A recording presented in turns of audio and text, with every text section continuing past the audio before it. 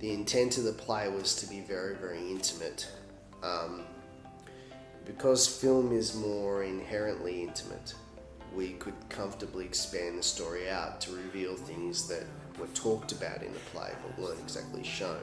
Obviously already been involved in the play. I'd done a certain amount of research into what's written on the page in the context of what happens in that day, but with the extra time to prepare for the film and also the enormity of the role and all the surrounding plot points that had come up, it was much more important for me to then delve into the world of these girls. One of the serendipitous things that happened in the play was a couple of sex workers actually came to see it and made themselves known to me, and were so impressed with the material and so moved by it that they came to meet me at the end of the show. The more places I went to, the more working girls that I met, my opinions on the sex industry and working girls and just how society views these people, it really changed my outlook.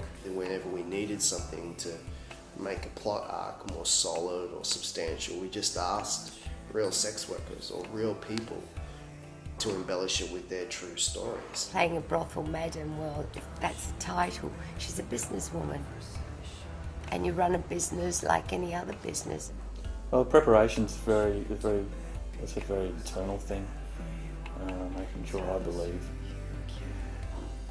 that I am that man. So much more of what happens in the film is here, you know, or it's just in your mouth, or it's the way you look, and that information about who they are and what they feel and what they think has to come through differently filmically than it does when it's a theatre production. A good 6 months or something to kind of toss it over in my head and think of ways of playing Joey, but it was a very kind of, this sounds extremely cliche and quite apt to talk, but it was a really kind of organic, I guess, process for me. I get offered all these varying nationalities of grannies, usually in black, stereotypical stuff, and there's nothing really different I can do. I've done so many of those.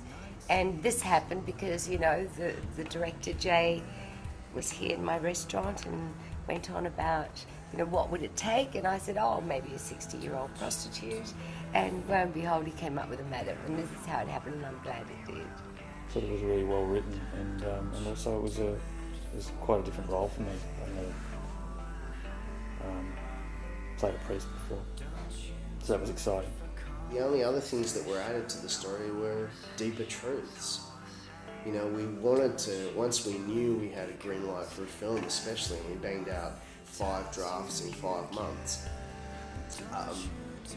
what the intention was to make the most sincere, most beautiful, most impassioned film we could, and that meant including some things we'd always wanted to say that we probably didn't get the chance to say within the confines of a play. It was an easy thing to do this time. I didn't have the usual fears that go along with acting, and I enjoyed the crew. And what was wonderful about this film is it reminded me of how we worked in the 70s, which was a job has to be done, a film has to be made, and all the other stupid tapestries and trimmings were not there, and that's the way I like to work. Sitting on an apple box is fine with me.